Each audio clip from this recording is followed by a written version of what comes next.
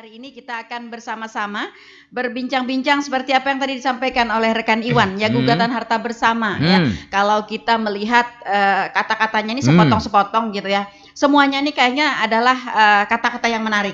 Yang pertama tadi karena gugatan, ya. Pertama, penuh perseteruan. Ya, penuh perseteruan, ya, ekstrim begitu ya. Nah, kemudian yang kedua kata harta, ya. Harta ini kan sepertinya keinginan dari semua orang ya. Iya, diinginkan oleh semua orang. Kemudian kata bersama. Nah, bersama ini lingkupnya siapa sih? Saya, kamu, Anda gitu ya, atau kita bertiga gitu ya. Iya, baik. Orang-orang juga sering bilang, Pak Mawardi, harta bersama ini juga identik dengan harta gonogini. Iya. Kemudian sekali. Juga harta bersama ini juga identik dengan harta perolehan ya selama kita bersama-sama. Nah, tapi ini juga masih dalam konteks yang sangat umum ya, yang biasanya dipegang oleh pengertian oleh masyarakat. Nah, secara jelasnya nih Pak Mawardi, minta penjelasan dulu. Apa sih yang dimaksud harta bersama ini? Silahkan Pak. Baik, terima kasih Ibu Nelly. Para pendengar Tuntung Pandang 102,3 FM yang saya cintai, saya banggakan dimanapun Anda berada. Baik, mengenai judul tema kita hari ini luar biasa ya, gugatan harta bersama. Spontan kemarin saya ditanya. Udahlah, gugatan harta bersama kata saya kan. Ternyata memang apa yang saya omongkan langsung di-share, dikirim ke sini. Iya, betul. Karena memang kita di pengadilan agama, ya masuknya kalau perkara harta bersama ya pastinya gugatan, Bu. Ya, jadi kita apa ya kewenangan kita itu yang kita munculkan kemarin.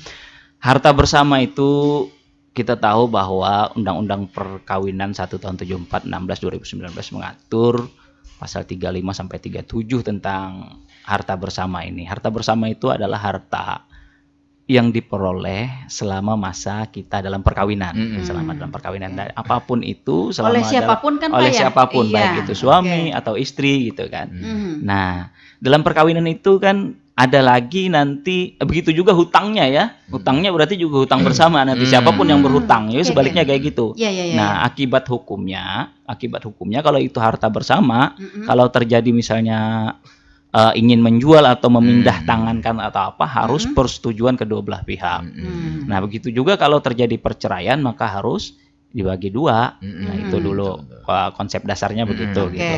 Selain harta bersama, dalam kitab perkawinan itu ada lagi harta bawaan. Kalau harta bawaan itu misalnya kita mau menikah sudah memiliki rumah, sudah pemberian memiliki orang tua, motor, misalnya, gitu kan. Pembelian sendiri usaha awal gitu kan. Kita sebelum menikah sudah memiliki itu. Kita bawa menikah dengan seseorang. Nah, ini harta bawaan. Kalau harta bawaan ini akibat hukumnya kita menguasai sendiri kemiskinan itu. Jadi kalau kita mau memindahkan hak, mau menjual atau apa, tidak perlu persetujuan istri atau suami gitu. Jadi itu akibat hukumnya yang itu. Kemudian kalau terjadi perceraian, misalnya kan, juga tidak perlu dibagi dua. Jadi itu milik dia gitu. Nah, ada lagi harta masing-masing, perolehan. Nah, itu seperti Bu Nelly sebutkan tadi. Misalnya selama kita menikah, ternyata kita dapat warisan dari orang tua. Nah, ini juga milik sendiri nih, kekuasaannya sendiri. Meskipun diperolehnya ketika kita masih bersama-sama. Nah, itu diatur di situ. Gitu juga ada hadiah atau hibah dari orang tua, misalnya kita mau dapat motor atau apa gitu, tanah atau apa. Nah, jika terjadi perceraian atau apa, itu tidak dibagi dua, itu milik salah satu pihak yang menerima hibah atau waris tadi. Gitu, Bu. Jadi garis besarnya itu ada 3 kayak gitu tadi dulu untuk harta di dalam kitab perkawinan itu. Oke, baik. Pak, gugatan harta bersama ini muncul ketika adanya perceraian kan Pak ya? Iya, betul sekali. Boleh ada nggak pernah mungkin kasus terjadi gugatan harta bersama ini muncul tapi tidak ada perceraian? Tidak ada perceraian. Jadi kalau gugatan harta bersama tidak ada perceraian itu tidak bisa, Bu. Tapi kalau gini, Bu ya, di kompilasi hukum Islam diatur, kalau salah satu pihak, ini khusus untuk harta bersama ya, kita bicara harta bersama. Salah satu pihak penjudi misalnya atau pemabok yang bisa mengakibatkan harta ini tergerus oleh salah satu pihak, dihabiskan oleh satu pihak, berjudi misalnya bakal habis nih harta, salah satu pihak yang merasa dirugikan, ini bisa mengajukan sita ke pengadilan. Bisa ngajukan sita. Tapi kalau gugatan bentuknya tidak bisa, Bu. Oke. Kalau gugatan itu cerai dulu, ada akta cerai, baru ngajukan gugatan. Tapi kalau untuk menahan supaya harta ini jangan habis, nah ini diatur oleh aturan kompilasi hukum Islam, bisa ngajukan sita, nanti pengadilan sita, jadi tidak bisa dipindah-pindahkan tangan lagi oleh salah satu pihak. Iya. Nah, artinya sebelum adanya perceraian, ya harta bersama ini tidak bisa digugat. Tidak bisa. Iya, tetapi bisa dimungkinkan untuk dilakukan sita. Iya. Oleh pengadilan. Asal memenuhi persyaratan yang berlaku ya. Asal memenuhi persyaratan yang berlaku. Oke. Karena sita lalu cerai jadinya, Bu. Sita hartanya. Gugat jadinya ya. Para suami atau istrinya. Iya. Betul. Jadi nanti masuk lagi harta bersama. Gugatan jadinya. Nyambung jadinya Pak Iwan. Iya.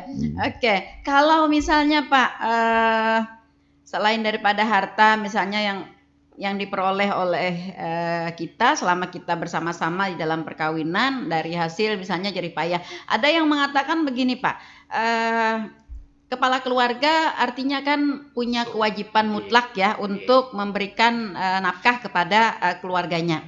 Nah, tetapi penghasilan dari sang istri begitu ya, artinya tidak mutlak dapat dimiliki oleh keluarga itu, begitu kan Pak ya? Nah, lalu terjadi misalnya kasus si istri lebih banyak mempergunakan penghasilannya kepada harta misalnya yang dikuasainya sendiri. Nah, kedudukan dari harta ini seperti apa Pak? Tetap Bu, kalau itu diperoleh selama dalam masa perkawinan, diperoleh oleh siapapun, harta dari penghasilan siapapun, tetap itu menjadi harta bersama nanti.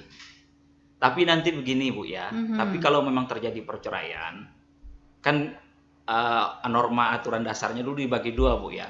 Hakim biasanya tidak melihat langsung kayak gitu. Oh ini jadi kepala keluarga misalnya istri yang berusaha, yang laki ongkang-ongkang kaki aja misalnya gitu kan, malah menghambur-hamburkan. Keputusannya ada dilihat pada saat di persidangan Bu, kelihatan nanti. Bisa dibagi nanti 2/3 sepertiga. Nggak mutlak harus. Tidak mutlak harus 50-50 gitu ya? Tidak Bu. Nah jadi kayak gitu. Bisa 1/4, 3/4, bisa kayak gitu. Jadi dilihat kontribusinya gitu. Oke, karena ada pernah terjadi Pak kasus kita di masyarakat gitu ya. Karena si istri ini lebih banyak menggunakan penghasilannya kepada harta benda yang bisa disimpan berharga gitu ya. Anggaplah misalnya emas ya. Jadi kalau ada uang dia beli emas disimpan gitu kan, disimpan. Invest ya. Iya, invest gitu. Nah, ketika terjadi perceraian, dia tidak mau membuat punya dia ini sebagai kategori harta bersama. Iya, karena ini perolehan saya, ini payah saya, keringat saya begitu. Nah, pengertian ini yang perlu kita luruskan ya, kita luruskan. Tidak bisa begitu karena aturan terjemahan harta bersama. Harta yang diperoleh selama kita perkawinan. Atas nama siapapun. Nah, terkecuali ini ada lagi Bu ya. Kecuali ada perjanjian sebelum nikah, perjanjian perkawinannya itu. Misalnya harta perolehan saya sebagai istri, ya untuk saya. Nah, gitu. Ada perjanjian kayak itu. Atau sebaliknya, harta yang didapat misalnya dari hibah, dari warisan tadi, kita masukkan juga dalam harta bersama. Nah, kalau yang kayak gitu, Bu, keputusannya nanti sesuai dengan kesepakatan bersama di awal di perjanjiannya tadi. Tapi kalau secara norma dasarnya kayak norma tadi. dasarnya itu seperti itu ya. Tetap masuk jadi harta bersama. Iya, artinya harta bersama itu harta yang diperoleh selama kita bersama-sama dalam perkawinan. Nah, ketika di dalam perkawinan kita misalnya salah satu pihak mendapatkan warisan. Selama tidak ada perjanjian bahwa warisan itu menjadi harta bersama, itu menjadi harta milik si pemegang warisan. Oke, ya. Jelas ya para pendengar, ya jelas ya. Jadi jangan sampai kita nanti akan rancu. Ini kadang-kadang gugatan harta bersama ini sampai ke MK Pak. Betul. Karena permasalahannya itu gitu loh. Iya, permasalahannya itu. Itu kan kemarin diperoleh selama kita bersama-sama, meskipun itu pemberian gitu kan. Tapi perjanjiannya tidak ada, itu kan Pak. Nah, artinya selama perjanjian itu tidak ada, berarti itu mengikuti aturan dasar. Nah, betul. Dan syukurnya Bu, di Pengadilan Agama Pleiahari selama saya di sini, tahun ini aja Bu, yang masuk itu cuma 2 perkara harta bersama. Dari kalau cerainya itu kita lihat sekitar 900 perkara. Jadi kecil sekali gugatan harta bersamanya. Kita tidak tahu Bu ya di masyarakat ini apa memang bisa diselesaikan secara kekeluargaan baik-baik sesuai dengan kita, atau memang pengetahuan mereka tidak Iya. tahu tentang iya. itu. Gitu Saya kan. lebih memberikan conteng kepada hal yang nomor 2. Nomor 2, Iya, ya. iya. Hal Artinya yang nomor tidak 2. tahu banyak masalah ini gimana caranya menyelesaikan ini, gitu kan. Makanya tadi saya lebih menekankan Pak, Nggih. apa yang dimaksud dengan harta bersama, Nggih. bagaimana kedudukan harta-harta Nggih. yang Nggih. diperoleh selama perkawinan Nggih. itu, begitu ya, agar masyarakat kita, para pendengar kita memang benar-benar Nggih. terbuka wawasannya. Iya. Jadi sehingga selama ini tidak akan ada ya, atau paling tidak sih kita minimalisir ya Nggih. pihak-pihak yang dirugikan gitu Iya. ya dengan adanya sebuah perceraian. Nggih. Nah, seperti itu. Karena memang harta bersama ini ya di fikih-fikih klasik tidak ada, Bu. Tidak istilah ada, harta iya, bersama. iya, Ya, iya, tidak iya. ada. Iya. Jadi kalau Oke. memang ngajinya istilahnya di kampung, fikih klasik ya tidak ada harta Nah, bersama. iya. Ya tadi kayak harta masing-masing Iya, tadi gugurnya, iya, Bu. Iya, makanya itu. Jadi Sama seperti yang Ibu contohkan tadi, istri kerja dia kumpulkan sendiri ya harta dia terserah dia mau itu juga suami bekerja, dia beli kulkas, dia beli kompor, ya milik suami Iya, jadinya. nah itu. Kecuali suami bekerja ngasih istri. Ini saya beli kulkas ini untuk kamu. Nah, Iya, itu jadinya iya, ke istri atau kayak gitu. misalnya nih uang gaji saya buat kamu, kamu berikan apa saja gitu kan apa ya. saja itu bisa iya. tuh hak istri jadinya. Iya, Jadi iya, kayak nah. gitu ngatur. Ah, Makanya iya, ini anggapan. ini bagus sekali fikih istilahnya kita tanda kutip ya fikih Indonesia dengan hadirnya Undang-Undang Perkawinan 174 2019 dan KHI ini, Bu. Iya, paling tidak ya Pak, paling Nggih. tidak artinya kan memberikan sebuah petunjuk Petunjuk ya. Nah, bagi petunjuk kita dan yang kita dapat di pengadilan pegang, begitu pegang. ya. Jadi pegangan pengadilan ya itu sekarang memutusnya itu. Oke. Jadi kalau ya itu tadi saya khawatirnya di masyarakat kita masih berpikir, oh ini harta suami saya, ini Iya, enggak boleh, ini iya. saya yang gugat. Nah, makanya ini betul, kita betul. beritahukan ini masyarakat bahwa itu ada hak di situ. Iya, karena ada kasus juga Pak, waktu berkedudukan gitu ya, waktu di Nggih. dalam sebuah perkawinan, mereka termasuk tergolong orang-orang berada lah, Nggih. istilahnya orang berada, Nggih. punya rumah beberapa buah gitu kan ya, punya usaha yang mapan lah istilahnya. Nah, ketika terjadi perceraian, ternyata si istri ini tidak dapat apa-apa, tidak dapat apa-apa. Nggih. Malah setelah terjadi perceraian, istri ini seperti anggaplah misalnya ngemis dengan anak, mau ikut anak, mana gitu kan ya, karena tidak punya tempat tinggal, kan punya apa? Karena tidak dapat apa-apa. Iya. Nah, dalam kasus seperti ini ya artinya kan ada salah satu pihak yang dirugikan kan ya, dirugikan. dirugikan. Miris Nah, sekali. karena dianggap ya si istri ini karena selama perkawinan dia tidak memberikan kontribusi apa-apa Iya, begitu kan ya. iya. Secara material memang tidak ya, Tidak. secara materi memang tidak ya. Ibu rumah tangga kan tidak memiliki penghasilan. Tapi kalau kita hitung ya secara logika ya, Iya. penghasilan ibu rumah tangga itu luar biasa loh, Pak. Iya. Meskipun tidak terlihat gitu ya, Iya. tapi luar biasa. Iya, Ya. mengasuh anak aja berapa kan? Kalau kita Gaji mupahkan, banget. iya. Kalau kita catering makan Catering, minum ya, makan minum. Laundry juga ya. Laundry. iya. Lebih capek sebetulnya. Iya, makanya itu, iya. Nah, kita berharap ini dapat menjadi sebuah pembuka wawasan bagi kita semua gitu ya, khususnya bagi pihak-pihak yang memang agak dominan di dalam rumah tangga itu begitu ya, agak dominan di rumah tangga. Saya bukan memihak kepada perempuan gitu ya, tapi kebanyakan Pak, yang dirugikan ya tergolong di harta bersama ini adalah pihak perempuan. Iya, yang Dan memang harus kita edukasi ini gitu kan, kita Iya, beritahukan betul. ini karena takutnya ini tidak nyampe informasi Iya, seperti betul. ini. Gitu, Nah, Bu, ya. mereka juga bingung kemana nih, apa nih, bagaimana, apa yang harus saya lakukan gitu kan? Ya, daripada karena tidak tahu, ya repot juga. Kita sudah tidak punya apa-apa gitu kan? Akhirnya ya nerimo aja gitu kan. Nah, seperti Dan itu. pada dasarnya gugatan harta bersama ini, Bu, bisa dikumulasi dengan perceraian langsung. Jadi gugat cerai atau cerai talak sekaligus bagi harta. Pada dasarnya boleh.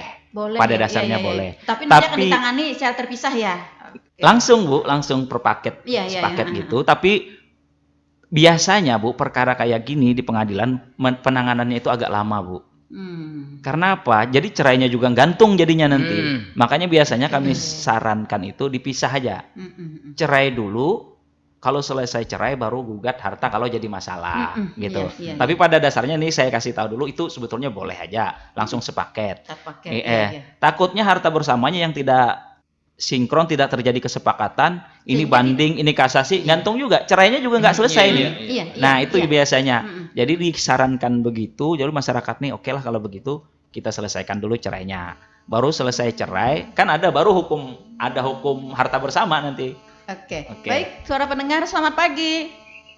Selamat pagi, assalamualaikum. Waalaikumsalam. Salam sehat semuanya.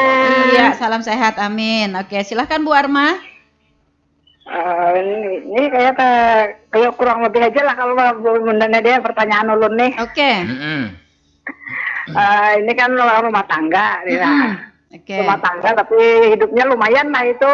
Ya betul. Tapi sang suami itu terus sekali lagi, habis itu yang kalau istri yang kedua cerai tapi punya anak. Apakah anak yang itu tuh bisa menghaki juga harta yang tadi si istri tua tadi, anaknya tadi loh. Kan bapaknya kan sama aja itu. Ya. Jadi kan kalau itu Bapak Ikam sana gini kan minta harta Bapak Ikam sana aja kan hitungannya bapaknya itu loh. Oke. Kan banyak kan kayak itu juga Bunda. Ada yang tak konakan tapi sudah kian bahas tadi sudah mengerti ulun, cuma yang ini nih yang belum ulun tak konakan. Oke. Ya, artinya anak Cuma dari itu aja Bunda, Mas Iwan, sama Bapak, salam sehat semuanya lah. Oke, Semangat terus. amin semangat. Oke, terima kasih Bu Arma. Oke, waalaikumsalam warahmatullahi wabarakatuh. Iya, ini tadi ibu rumah tangga yang hidupnya lumayan ya, kemudian si suami menikah lagi, artinya bercerai dengan istri pertama. Nah, apakah pertanyaannya nih anak ya? Apakah anak dari istri pertama ya? Anak dari istri pertama juga memiliki hak atas harta yang diperoleh ayahnya dengan istri kedua. Oke. Harta bersama perempuan yang baru ya. Iya.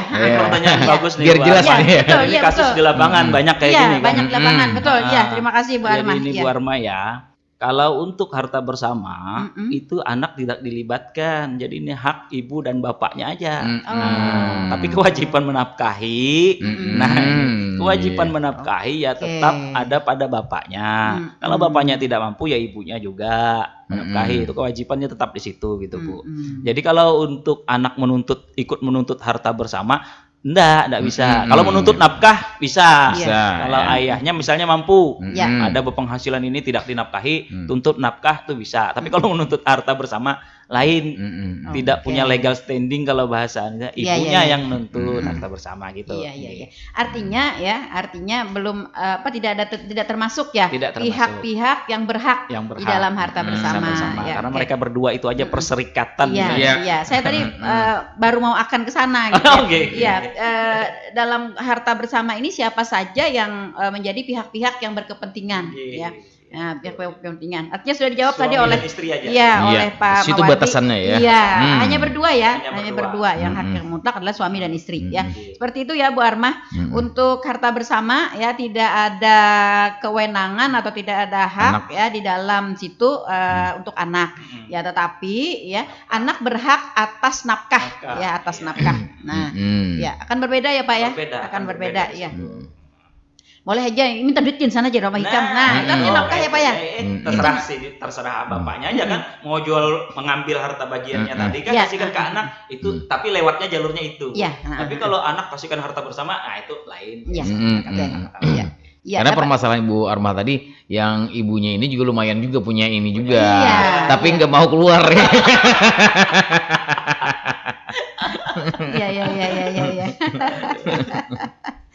Iya. Lalu anak diperalat ya. Nah, ini perlu juga saya beritahukan.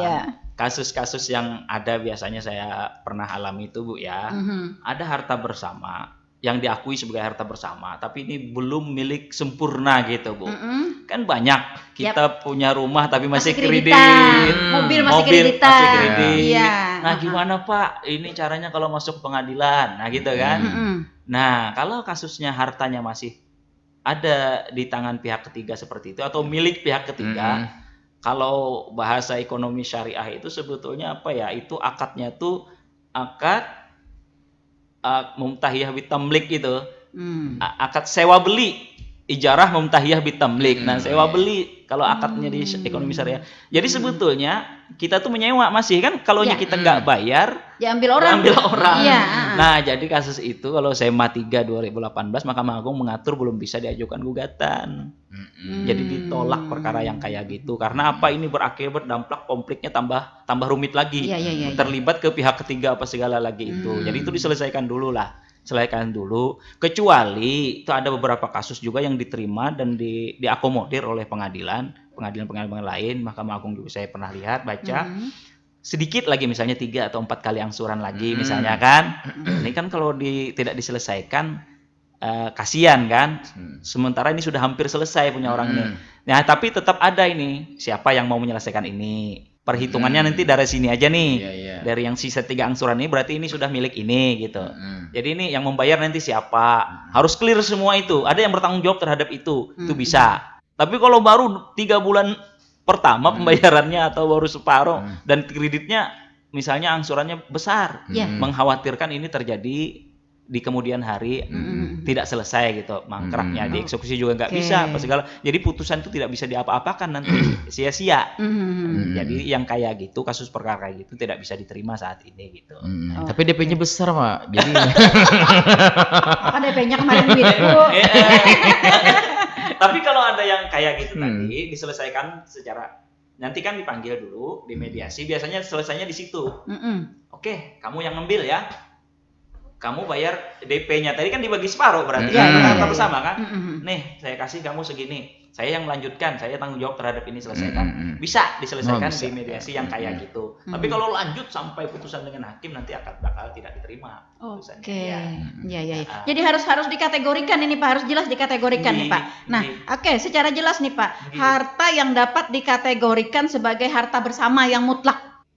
Harta yang diperoleh oleh suami istri selama masa perkawinan, apapun itu. Jadi tidak ada utang piutang di dalamnya, Bu. Tidak dalam kredit, tidak dalam dalam angsuran, dan tidak dipindah tangankan ke pihak ketiga atau digadaikan atau jadi jaminan lah di pihak ketiga gitu.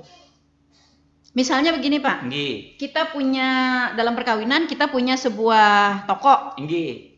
Kemudian toko itu kita kontrakkan. Nah, kita kontrakan misalnya selama 15 tahun ya. 15 tahun ya Alfamart. Kontrak rokok ya. Ya, dikontrak selama 15 tahun. Uangnya kan sudah kita ambil nih. Sudah kita nikmati bersama-sama begitu.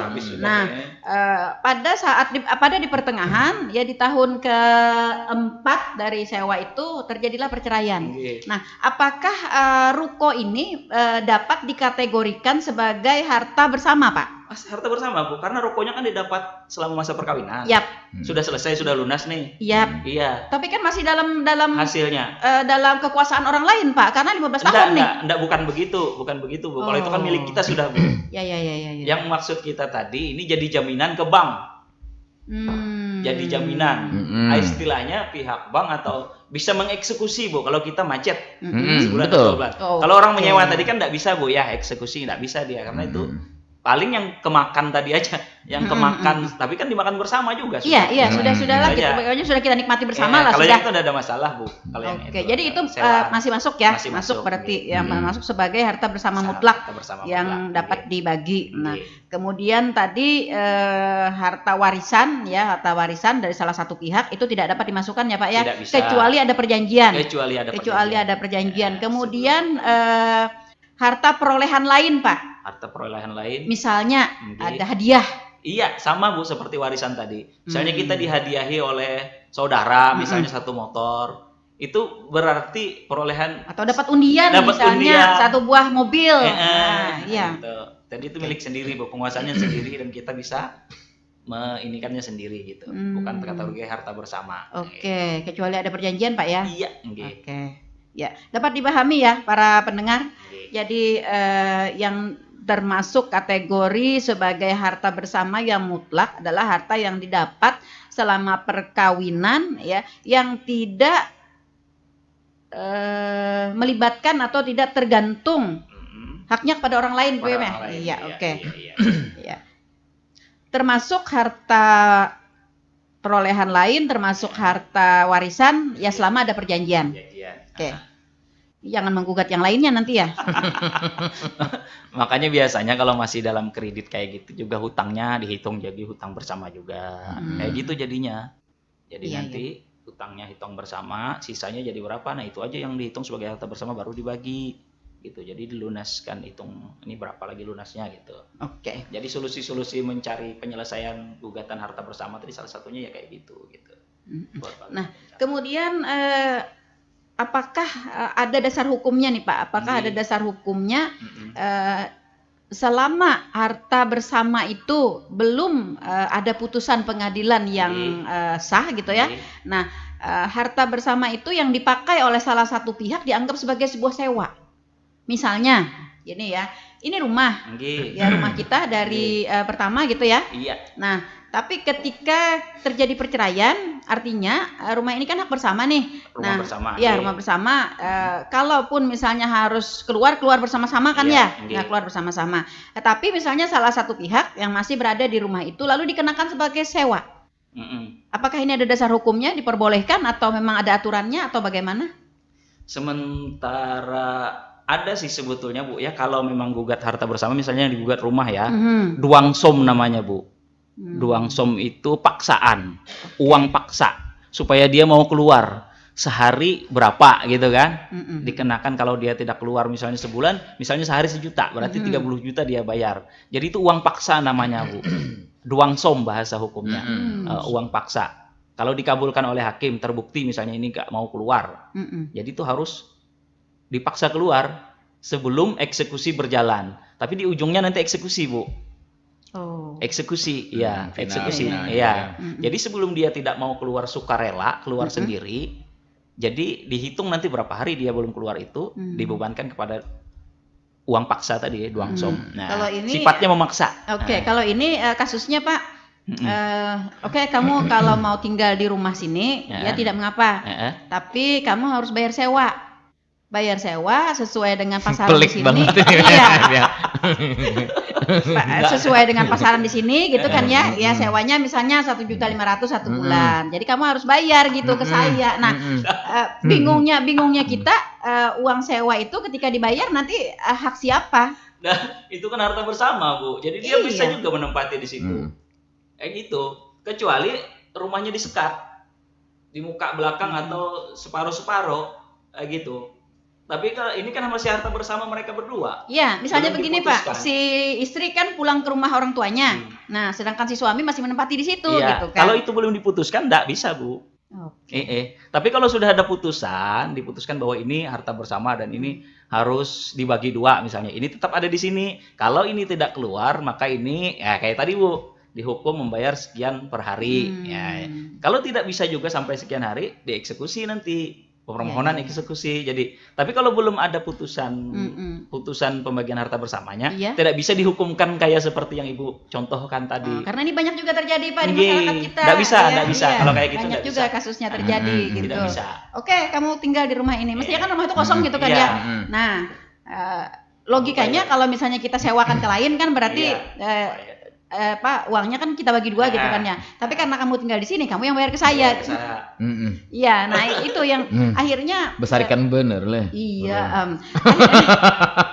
ya ini menjadi sebuah fenomena yang salah ya di masyarakat kita. Ini perlu diluruskan sebenarnya ya. Kamu harus membayar ke saya karena itu kan ada hak saya juga di situ gitu. Terkecuali mereka istilahnya itu tidak melalui pengadilan ya. Kesepakatan di luar pengadilan, misalnya kayak gitu kan. Kalau sudah kesepakatan berarti kan antarodin Bu, sama-sama ikhlas. Iya. Misalnya kayak gitu kan. Karena kan masuk ke pengadilan juga kayak gitu juga nanti. Kalau nggak keluar ya tetap bayar juga dia. Eksekusi. Artinya sewa tidak dibenarkan tadi ya? Tidak dibenarkan. Karena itu harta bersama kan. Iya, bagi para pendengar nih ya, ini perlu dipahami betul-betul ya. Perlu dipahami betul-betul sehingga para pihak yang merasa berkuasa gitu ya. Nah, dan salah satu pihak yang merasa tidak dapat berbuat apa-apa ya, jangan sampai karena kalau kata pepatah orang ini sudah jatuh tertimpa tangga gitu ya. Keguguran nyiur pula. Ini mungkin perlu penjelasan bagi masyarakat Pak. Mungkin lebih dijelaskan. Karena familiar di masyarakat pengertiannya kalau suami selingkuh apakah dapat harta gono gini? Karena di masyarakat ini sekarang yang lebih yang pasaran banget Pak Hakim ya. Pasaran banget. Keluar baju kam. Nah, keluar awak banyak di masyarakat. Jadi menurut ketentuan keputusan apakah kalau aturan yang berlaku maksudnya Pak, lain halnya kalau ada perjanjian yang selingkuh. Ya? Kalau di kampung sepertinya itu yang jadi tidak begini Pak Iwan ya. Tidak ada aturan yang menyatakan bahwa kalau selingkuh, kalau berjudi, kalau pemabok tidak mendapatkan harta bersama. Itu pada dasarnya tidak ada ya. Tapi kalau kayak tadi istri yang berusaha ternyata kelakuan suaminya kayak gitu, ada pertimbangan nanti di hakim. Mungkin dapatnya enggak seperti yang diaturan gitu. Dikasih berapa, tetapi tetap dapat dia gitu. gitu, tetapnya kayak gitu. Tapi kalau pada dasarnya secara aturan hukumnya tidak ada tidak ya. Tidak ada. Jadi masyarakat lebih tahu nih ya. Jadi Karena artinya jadi artinya dia pun bisa ya untuk menggugat kan Pak ya. Bisa. Iya. Oke lah hari itu misalnya keluar awak. Cerai dulu kan. Ada ngikam. baik istri maupun suami. Ada ngikam, udah gugat. Nah, gugat harta dia baliknya gugat harta dia. Tapi cerai dulu ya. Gara-gara selingkuh tadi kan digugat istri cerai. Lalu dia gugat harta suaminya. Iya. Karena sekarang di masyarakat banyak seperti itu. Iya, betul. Bahwa karena dia yang selingkuh, dia yang keluar. Ya.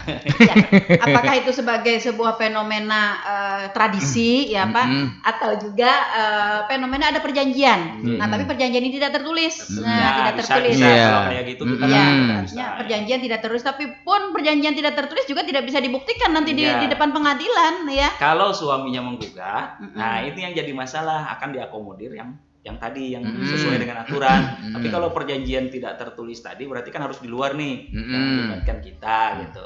Kalau libatkan kita bawa sesuai aturan berarti nantinya gitu. Meskipun ada kebijakan lagi dari hakim gitu kan melihatnya. Tapi kalau karena dia selingkuh lalu tidak dapat harta bersama itu tidak ada. Iya, karena terjadi kasus begini Pak. Jadi setelah perceraian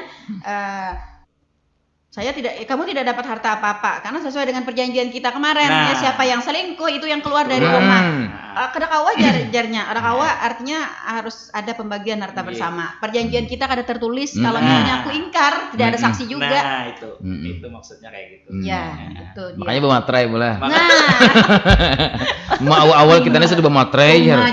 Cagaran kita rencana yang sudah kehitung aja. Nah, itu kan etikanya ya Pak ya. Etikanya. Tapi lah secara logika pulang bini jadi selingkuhinya ya kalau berselingkuh percaya kadang mungkinnya memegang sumpah yang tadi misalnya janji yang tadi pastinya berdusta pulang. Nah itu dia juga ini pertimbangan hakim ya. Ini suara hakim. Ada suara hakim. Posisi ulun di sini kan lain hakim dulu. Ini narasumber hari ini lain hakim. Ini goyon sebagai hakim. Goyon aja Pak Iwan. Iya. Betul sekali ya. Ini agar kita memberikan pemahaman yang betul ya Pak ya kepada masyarakat ya. Kalau selama ini mungkin ya lebih banyak pihak-pihak yang dirugikan karena ketidaktahuan terhadap informasi hukum, ketidaktahuan misalnya jalurnya bagaimana begitu ya, ketidaktahuan apa sih yang dimaksud dengan harta gonogini gitu ya. Nah, harta bersama. Nah, selama ini mungkin padahkan karena yang mencari adalah aku, maka semua harta ini adalah milik aku gitu kan ya. Jadi itu ya jadi ketidaktahuan. Nah, ini jadi kita dalam hal ini ya hari ini kita memang benar-benar memberikan pemahaman ya kepada masyarakat kita. Baik, yang berikutnya nih Pak, kita ke prosedur. Gugatan harta bersama ini. Okay. Apakah bawa barang ke pengadilan, bawa mobilnya, bawa tanahnya? Dan apakah mediasi masih ada juga ya di prosedurnya ini? Baik, ini pertanyaan bagus nih, sudah mulai mengarah ke pekerjaan pengadilan ya kan, teknis-teknis. Jadi kalau memang sudah terjadi perceraian, tidak bisa diselesaikan secara kekeluargaan. Jadi intinya kita tekankan secara kekeluargaan dulu. Dan kayaknya sampai hari ini itu berhasil. Buktinya perkara tahun 2022 ini aja cuma 2 masuk. 2021 cuma 3 masuk harta bersama dari 900 angka perceraian. Jadi sedikit sekali antara gugat harta bersama ini masuk di pengadilan. Makanya saya tertarik mengasukkan tema ini ke sini gitu. Ada apa ini gitu kan? Ada apa ya? Fluktuasinya tuh begitu jauh, begitu jomplang gitu. Nah, kalau terjadi itu datang saja ke pengadilan, kemudian di sana nanti ada pos bakum. Pos bakum membantu konsultasi lah istilahnya kan, membantu membuatkan gugatannya, surat gugatannya. Tapi dipersiapkan data-data yang lengkap. Misalnya tanah kan ada sertifikatnya nih. Harus jelas Pak ya? Harus jelas. Ada surat-suratnya. Ada surat-suratnya. Kalau batas-batas itu tidak jelas Bu, masuk di meja hakim nanti di persidangan bisa dianggap kabur. Obscure label namanya. Nah, harus jelas itu batas barat dengan siapa, timur dengan siapa, luas tanah ini berapa meter, selatan berapa meter, kayak gitu tuh harus jelas lengkap. Surat gugatan, kemudian bukti awal dulu, sertifikat tadi, didata semua itu, didata semua berapa sertifikat, kemudian KTP biasa lah ya kan, KTP. Akta cerai ini perlu membuktikan bahwa kita sudah cerai. Akta cerai. Kemudian SKUM, surat kuasa bayar panjar. Nah, ini panjar biaya perkara untuk gugatan harta bersama ini agak sedikit besar dibanding gugatan cerai biasa, Pak Iwan. Karena ada kita menentukan nanti istilahnya tuh sidang di luar gedung, di sente, Pak, pemeriksaan setempat. Iya. Jadi itu menurunkan aparat juga, keamanan. Jadi ketua RT atau Pak Lurah nanti yang jadi saksi di situ. Kita juga. Jadi transport apa segala itu ditanggung oleh penggugat ini.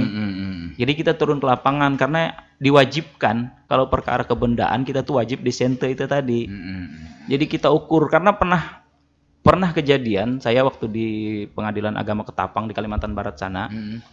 Masuk surat gugatan seperti biasa, lengkap batas-batas, ada sertifikat fotokopinya, pembuktian apa segala, saksi-saksi, betul aja, cocok aja nih ukuran-ukuran. Pas kita datang ke lapangan, ternyata yang tadinya sertifikat ini ada bangunan cuma satu, ternyata itu ada tambah 2 lagi bangunan sudah. Dan ini milik orang lain. Tanah itu, coba bayangkan, kalau kami tidak turun ke lapangan, mau eksekusi, habis rumah orang yang 2 ini.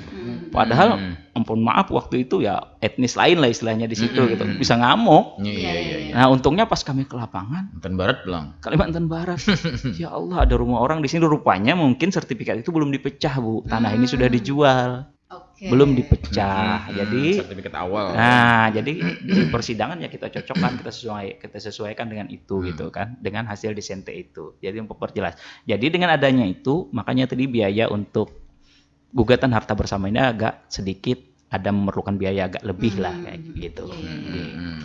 Artinya prosedurnya tadi ya, pertama telah terjadi perceraian, dibuktikan dengan adanya surat cerai. Kemudian datang ke pengadilan untuk membuat gugatan. Ya. Kemudian ada daftar dan data harta yang akan digugat. Iya, jelas gitu ya, jelas. Nah, kalau misalnya Pak terjadi misalnya seperti harta tidak bergerak seperti tanah misalnya, anggaplah juga seperti mobil misalnya. Lalu surat menyuratnya ini dikuasai oleh salah satu pihak, sehingga pihak yang menggugat ini tidak bisa menunjukkan ya data-data dari. Nah, ini dalam permasalahan ini seperti apa, Pak? Kesulitannya biasanya di situ. Makanya kita panggil T-nya kan. Tergugatnya itu kan kita panggil, dia masukkan dulu data-data.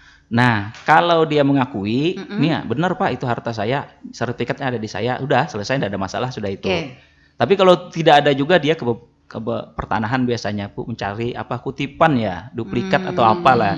Kita di sana dilegalisir oleh orang pertanahan, mesahkan bahwa ini memang benar dikuasai oleh suaminya atau mantan suaminya tanah ini gitu. Itu saja bisa kita lanjutkan, kita periksa kita kan. Bukti awal lah paling enggak kan, bukti awal. Oke, nah kalau kita melihat memang sepertinya rumit ya Pak ya. Rumit memang. Rumit sekali. Nah, apakah ini juga salah satu penyebab sehingga kasus gugatan harta bersama ini tidak banyak yang naik ke pengadilan ya? Daripada ngalih-ngalih kan, memang ngalih Pak, ya memang ngalih. Membuktikannya repotnya ya. Iya. Nah, dan juga biayanya Bu ya. Iya. Karena apa ya, pihak-pihak lain juga ikut. Iya. Ada. Karena kalau kita di Kintab misalnya kan lumayan jauh itu. Iya. Dia nyewakan mobil untuk kita apa segala itu kan. Nah, memerlukan biaya. Kasih orang di sana juga kan yang nunjukin. Apalagi yang diukur misalnya lahan sawit. Iya. Berapa luas, kita kalau orang pengadilan nggak bisa akurat ngukur itu. Jadi ngundang lagi orang pertanahan kan. Iya, artinya ada tambahan biaya lagi gitu kan. Nah, kayak gitu. Betul. Ya, kayak gitu tuh. Iya. Repotnya. Belum lagi surat-suratnya tadi ada di tangan pihak lain. Dia harus minta lagi ke asal orang yang mengeluarkan surat. Oke. Berurusannya repot. Iya, berurusannya repot ya, karena memang prosedurnya secara hukum seperti itu ya Pak ya. Prosedur bakunya seperti itu. Nah, lalu berkenaan dengan itu ya, melihat juga kasus dan kondisi di masyarakat kita. Ya, salah satu sinyalemennya adalah sedikitnya ya kasus gugatan harta bersama ini yang naik ke pengadilan.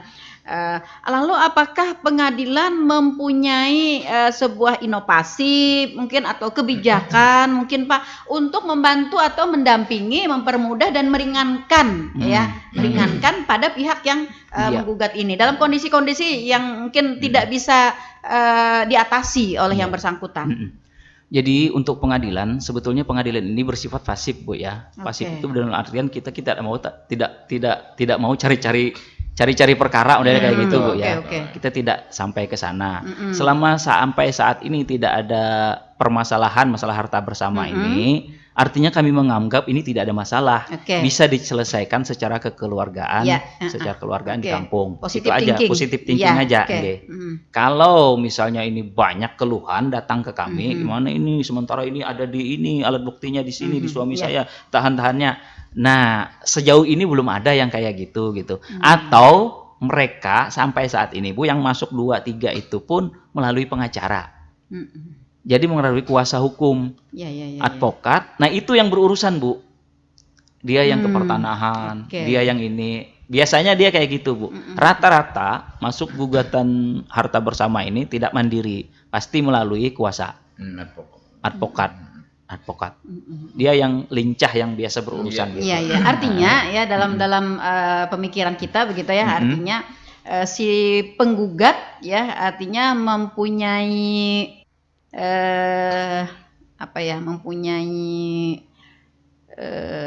untuk membayar membayar ke pengacara mampu, itu. pengacara, mampu. Iya. Makanya itu tadi kalau hartanya cuman rumah nilainya misalnya di bawah 100 sudah berurusannya kayak tadi rumitnya gitu kan, bayar pengacara apa segala, nanti dibagi lagi 2 itu pun kalau dapat Iya. habis waktu, tenaga, pikiran. Betul. Makanya itu juga mungkin yang mempengaruhi kenapa sampai saat ini sedikit sekali yang masuk gugatan harta bersama ini. Dan rata-rata mereka yang bercerai di pengadilan agama ini, mohon ampun maaf, rata-rata di bawah garis. Iya. Itu betul. Iya. Faktor penyebab utama perceraian pun terbanyak masalah ekonomi. Betul sekali. Nah, kadang-kadang ada yang belum sempat punya rumah. Ya, nah itu tadi yang mau saya angkat gitu Pak, yang mau saya angkat Nggih. ya. Nah, meskipun istilahnya kan harta bersama kita ini taruhlah ibaratnya dalam tanda kutip tidak seberapa begitu ya. Namun kan dalam kondisi tidak seberapa itu kan bagi orang gitu Besar, kan. iya, tapi kalau bagi saya kan memerlukan. bagi orang yang memerlukan pasti. Nah, artinya dia harus berjuang nih untuk mendapatkan hak dia. Tetapi dalam konteks proses yang tadi kita sebutkan cukup panjang cukup rumit, cukup berat gitu ya. Nah, sehingga pihak ini kan tidak dapat gitu ya, tidak dapat melakukan itu. Mungkin selama ini tidak ada ya. Ini kita berandai, misalnya nih berandai. Coba dulu. Iya, berandai. Terjadi misalnya seperti itu. Nih, apakah ada sebuah aturan, inovasi atau kebijakan dari pengadilan agama sendiri untuk dapat membantu, membantu kepada pihak ini tadi agar ia dapat memperjuangkan haknya tanpa dia mengeluarkan banyak biaya, tenaga ya seperti itu. Iya tadi Bu, kalau pengadilan kan biasanya kalau kasus-kasus orang yang tidak mampu itu mengarahkan ke prodio. Tetap harta gugatan harta bersama juga itu dapat bisa. Dapat Bu. Oke. Nah, itu dia. Sama juga kalau di pelihari ada kita Basnas dengan Basnas itu oke. kan tetap ada itu yang sebagaimana beberapa kali kita sampaikan juga di sini. Tetap ada bantuan-bantuan itu. Prodio DIPA itu maksudnya dari pemerintah Bu dari yang bayar. Pusat, Ada prodio murni itu kalau di DIPA itu sudah habis dipakai yang lain, dia memang orang tidak mampu, ada kartu BLT atau kartu apa menandakan bahwa dia memang orang tidak mampu, kita lakukan ya murni itu. Kemudian kalau tidak mampu bayar pengacara ya bayar seperti masuk seperti biasa prodio tadi misalnya melalui pos bakum. Pos bakum itu kan dibayar negara juga gitu. Betul. Masuk situ lewat gugatan situ, biasanya itu kalau sampai kita panggil pertama itu dimediasi. Kalau memang alat bukti apa segalanya itu belum ada, kita maksimalkan demediasi biasanya Bu. Kita mutar-putar situ di mediasi itu sampai apalagi ada pengakuan dari pihak sebelah nih, suami atau istri ini bahwa itu benar ada harta. Nah, kita carikan solusi sampai dapat ketemu di situ. Jadi tidak sampai putusan hakim. Jadi putusnya diputus juga sih, tapi dimediasi ya. Mediasi. Jadi selesainya itu dengan kesepakatan. Jadi ujungnya nanti tidak sampai ke eksekusi. Nah, gitu. ini juga salah Solusi. satu jalan, satu Pak yang ingin saya informasikan kepada masyarakat Yang ingin saya informasikan kepada masyarakat para pendengar kita bahwa mungkin selama ini mereka belum tahu Pak, Mungkin. ada jalur itu begitu ya, iya, ada jalur itu. Nah, pada kesempatan ini ya mudah-mudahan ini memberikan inspirasi luar biasa ya kepada masyarakat kita bahwa ada jalur lain Iya, iya. jalur lain selain daripada gugatan dengan biaya tenaga dan lain-lain yang cukup berat. Iya. Oke. Ini pertanyaan Pak. Siap. Ada teman ya, tapi dari hamba Allah katanya. Oh, Jangan, iya. jangan disebutkan Wan namanya. Iya, tapi saya sudah rekam maksudnya nih. Dia punya harta bersama Pak. Harta bersama tersebut, namun tanpa sepengetahuan salah satu pihak itu dijual. Nah, Salah satu pihak dijual. Jadi Iya. dan dia tidak tahu Iya. yang satu pihak lainnya. Jadi apakah ini setelah dia menggugat, iya. apakah ini yang penggugat ini bisa minta ganti dari itu atau membayar? Iya. Itu bagaimana Pak? Nah, ini yang sering terjadi Pak. Saya kemarin baru selesai juga. Saya sebelum masuk sini saya dirantau. Nangani perkara kayak gitu. tuh. Suami istri cerai, tinggalkan istrinya lama gitu kan. Istrinya sudah kawin lagi lah dengan orang lain. Ternyata rumah tanah yang tidak ditempati apa segala tadi diam-diam dijual oleh suaminya ke orang lain. Nah, istrinya dengar datang ngajukan gugatan. Gugat pengadilan agama rantau. Oke. Nah, ternyata memang jual beli harta bersama tadi kan dasarnya tadi dulu kita balik lagi ke dasar harus kalau memindahkan hak memindah tangankan harus ada persetujuan dari pihak lain karena ini harta bersama. Iya. Nah, di situ cacat sudah tidak ada persetujuan. Terus didatangi oleh pihak istrinya tadi ke yang pembeli. Kenapa? Pian wani-wani menukari, pian tahu kalau itu harta bersama kami berdua. Sarik. Ya. Laki pian memaksa ini laki Atau pian memang ada misalnya- utang lawan ulun Oke. ya itu bayar utang. Atau memang misalnya saya nggak tahu gitu kan bahwa itu adalah harta jadi bersama. rupanya ada utang sudah, jadi bayar Oh, utang iya, iya, misalnya, iya. jadi menambahin Oke. lagi sedikit. Akhirnya masuk ke Mangsul. pengadilan. Tetap kita kabulkan bahwa itu harta bersama. Dan ini tadi suruh mau bagian inya, jadi ini dibulikakan harta ini jual belinya kita batalkan. Oke. Jual beli itu batal, dianggap tidak sah. Iya, Kita batalkan jual belinya, ini bulikakan ke harta bersama lagi. Nah, jadi silahkan aja cari pembeli yang lain, yang persetujuan dua belah pihak ini dapat kena bagian yang laki ini silahkan bayari ke yang menukari tadi, pembeli tadi kesian sidin kan, terlibat juga tuh. Ya kan yang pembeli yang hanya yang menukari tadi, maka sekitar 250-an kemarin itu. Kasihan. Kami ini sudah gimana berpikir bahwa ini bisa sih jalurnya itu kan kita dalilkan bahwa ini pembeli beritikat baik kalau memang ada dasarnya. Ya. Ternyata memang tidak ada. Ini sudah memberitahu bahwa Dia itu tahu tanah bahwa itu bersama. harta harta itu memang gunung gini sekongkol begitu berarti kan. Iya. Nah, jadi tidak bisa Pak. Jadi pertanyaannya tadi kan bisa boleh hendak kayak gitu kan? Tidak boleh harta itu dijual. Tidak boleh tanpa persetujuan dari dari pihak sebelah. Tapi kalau memang sudah dijualnya tadi bisa dibatalkan jual belinya Pak. Silahkan aja gugat itu.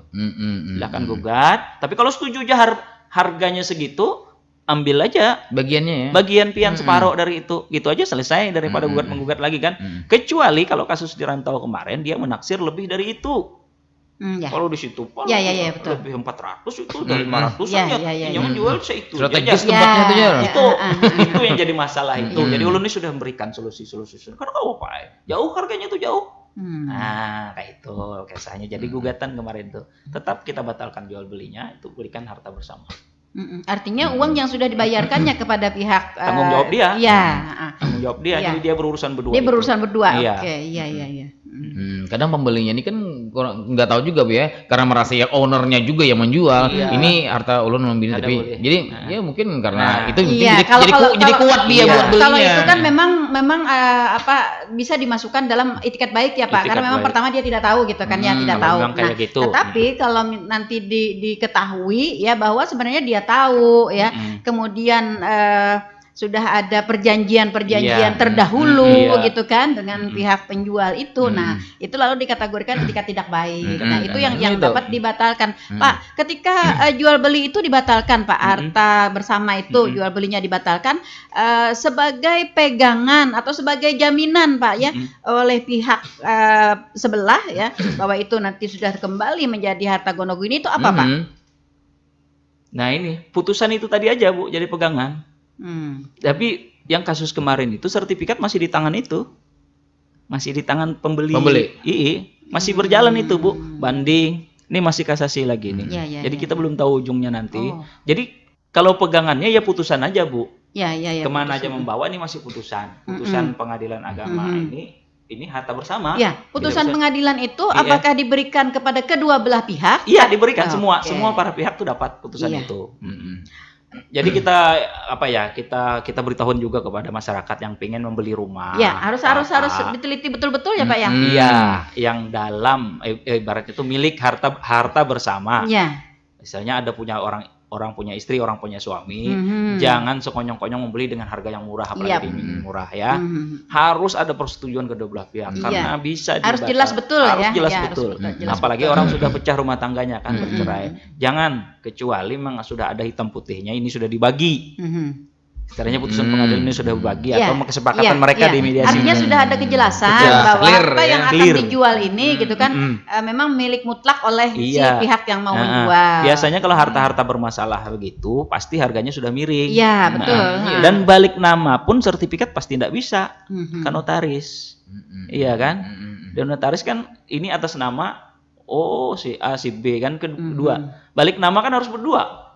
Balik nama kan balik nama harus berdua, tanda tangan dua-duanya kalau menjual. Itu enggak mau balik nama di notaris. Itu. Iya. Jadi sulit jadinya kalau beli murah tapi barang belum selesai. Kedudukan harta bersama ini Pak tidak bisa dipindah tangankan ya sebelum adanya keputusan dari pengadilan gitu kan Pak ya? Nah, lalu keputusan dari pengadilan itu sendiri ya supaya diketahui oleh orang banyak, apa Pak upaya-upaya dari pengadilan? Kalau kita ada punya website, kita putusan kita pompang semua, Bu. Putusan perkara. Kemudian yang lebih privat lagi kan putusan itu ada di tangan, Bu. Ada di tangan para pihak. Jadi kalau kita memang mau beli tanah rumah saudara-saudara kita yang selesai bercerai, masih harta bersama, ya minta aja salinan putusan harta bersamanya mana. Ini diputuskan harta bersama. Atau mereka berdua berhadap kan. Nah, kita julung 100 juta bagi mereka 50-50 gitu. Yang gitu. Apakah juga ada upaya untuk memberikan pemberitahuan misalnya kepada kepala wilayah, misalnya kepada kepala desa di mana letak lokasi harta bersama itu misalnya kepala desa atau mungkin kepada keluarganya yang ditokohkan begitu. Jadi kalau kasus gugatan harta bersama, kalau terjadi sita, laporannya kita ke desa, Bu. Terjadi perkara biasanya kan kita peletakan sita, apalagi sampai eksekusi pasti desa diberitahu. Jangankan sampai eksekusi apa segala, di sente aja kita lapor ke desa, pemeriksaan aparat keamanan apa segala. Jadi biasanya kalau di kampung tuh sudah ribut sudah yang kayak gitu. Apa tuh datangan ini orang pengadilan. Nah, jadi tahu semua kalau di masyarakat bahwa itu ini ada masalah berarti barang ini. Biasanya kayak itu. Jadi pada dasarnya Mbak Pembakal atau Pak Lurah itu tahu itu. Tapi kalau pemberitahuan resmi dari kami, ini putus tidak ada. Nah, itu yang saya maksudkan tidak Pak. Ada, Bu. Ketika di pertengahan ini kan sudah ribut nih. Ini dalam perkara. Tiba-tiba selesai perkaranya maka akan ada putusan bahwa misalnya karena ada rumah dua. Nah, rumah yang ini dapat oleh si pihak ini, yang ini dapat si pihak ini. Itu kan ada nih di dalam putusan pengadilan. Nah, tidak ada, Bu. Tidak ada kita kalau pemberitahuan gitu ke desa tidak ada. Tidak ada. Jadi pihaknya sendiri aja yang memberitahu nanti. Kalau dari kita ke desa tidak ada, pihaknya sendiri aja. Baik P-nya atau T-nya gitu kan. Silahkan aja lapor bahwa ini sudah dibagi kayak gini gitu. Ya, karena dimungkinkan begini Pak. Karena dimungkinkan begini. Ketika putusan pengadilan itu sudah mutlak, sudah punya kekuatan hukum, ini bagian dari pihak T, di sini pihak P ya.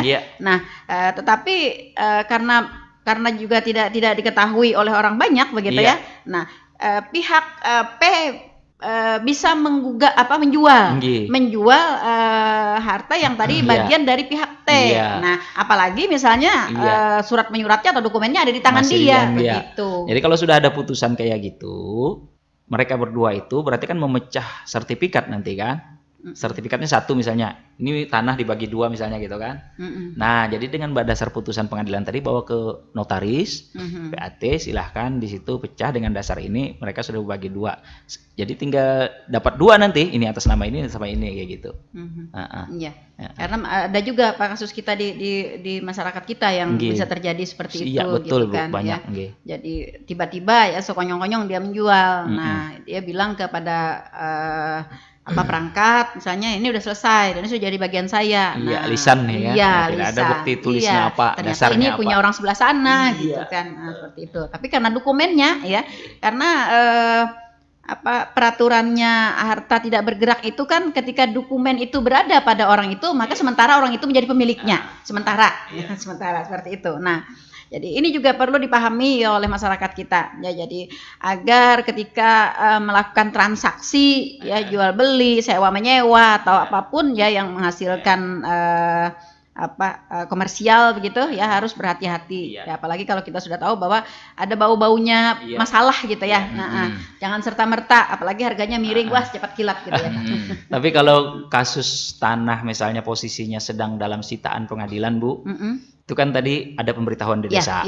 Kalau sudah selesai perkaranya, sitanya diangkat, itu ada lagi pemberitahuan bahwa kasus ini sitanya sudah diangkat, bisa sudah bebas berarti kan, diroyak sudah bebas sudah itu. Nah itu ada juga pemberitahuan ke desa kalau masalah sita tadi.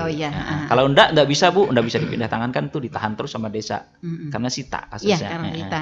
Jadi kalau disita. Kalau pembagian tadi tidak ada ya Pak ya? Tidak ada, Oke, tidak ada pembagian. batas. Ini hanya mutlak berarti itikat baik dari kedua belah pihak ya. Kedua belah pihak memegang penuh artinya putusan pengadilan ya. Dan juga mempergunakan sebaik-baiknya yang memang menjadi hak dia gitu ya. Jadi hak dia. Oke.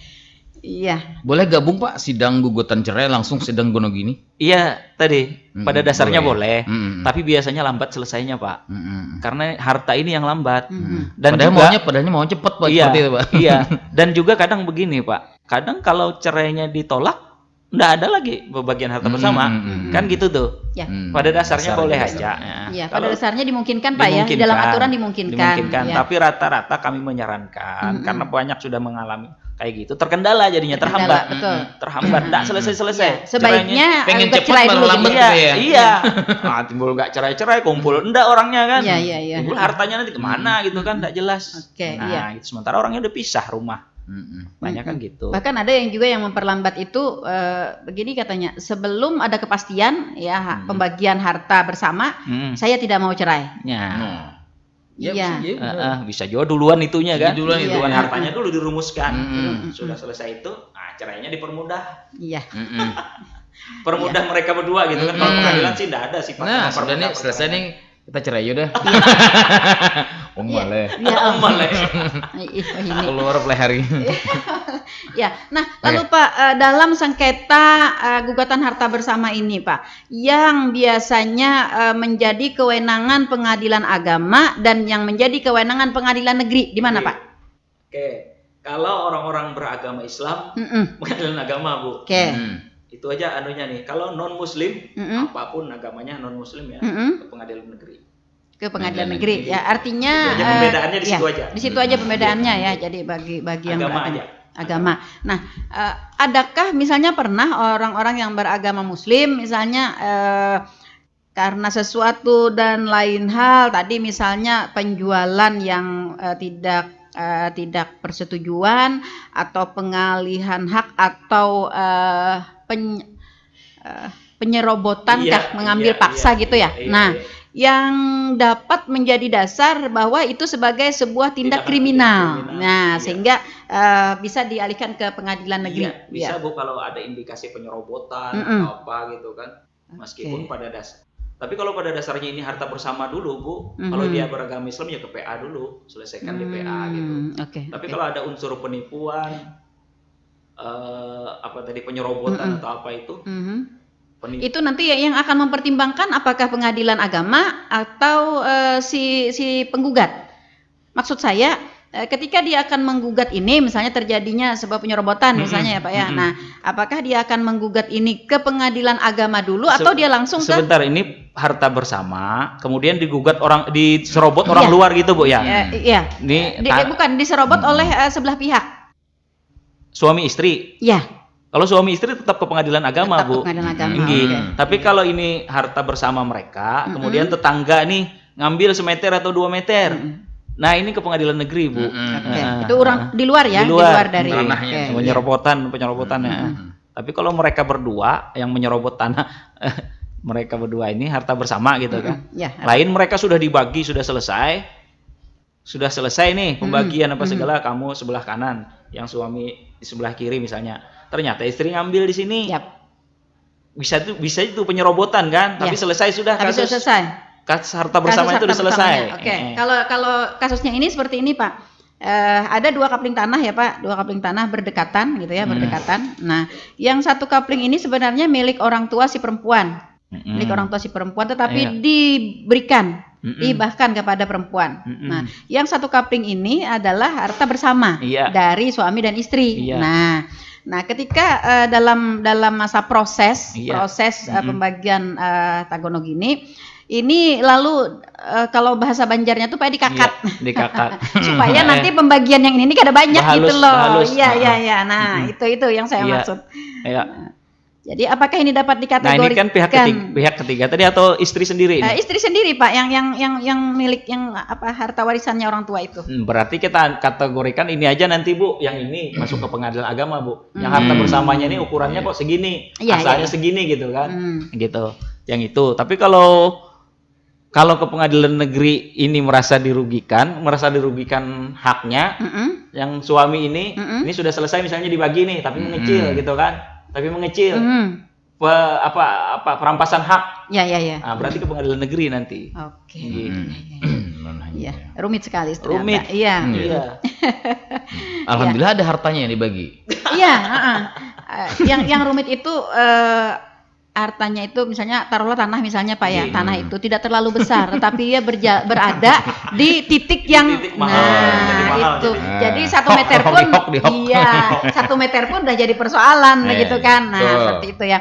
Jadi kita berharap mudah-mudahan para pendengar kita pagi hari ini dapat mendapat informasi ya yang lebih jelas, yang lebih banyak ya mengenai gugatan harta bersama ini. Sehingga pada suatu ketika ya kita dapat memberikan pencerahan juga kepada mungkin keluarga, tetangga, ya orang-orang terdekat kita yang mengalami mungkin ya Pak ya mengalami hal-hal yang mungkin seperti kasus-kasus yang kita bahas tadi ya. Mudah-mudahan ya.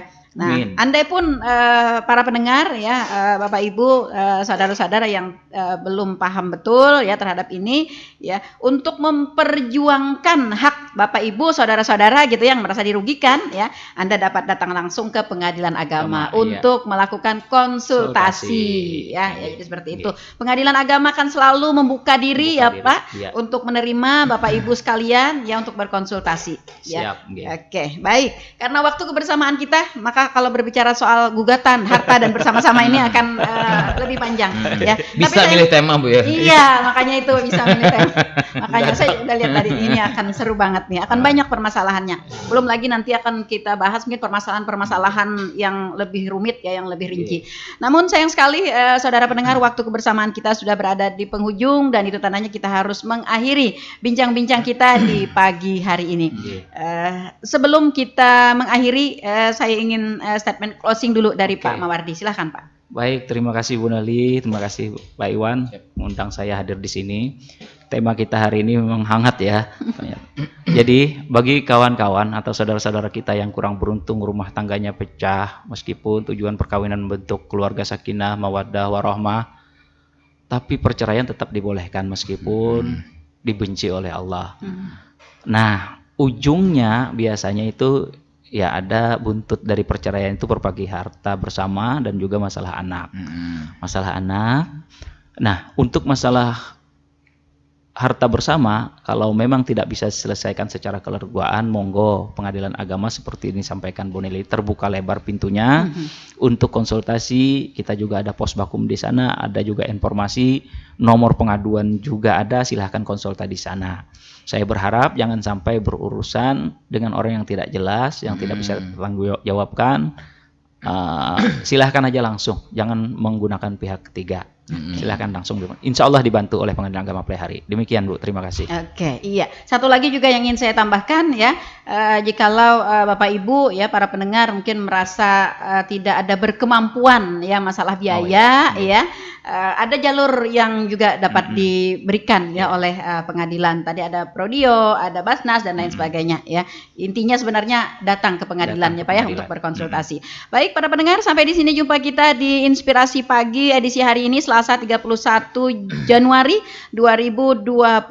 Terima kasih kepada Pak Mawardi ya, sudah berkenan hadir dan sudah berbincang-bincang dengan kita di pagi hari ini. Dan terima kasih juga kepada para pendengar yang sudah berkontribusi bersama kami dan para pendengar yang sudah setia stay tune di 102,3 LPPL Radio Tuntung Panang FM, radio berinteraksi untuk pembangunan Kabupaten Tanah Laut.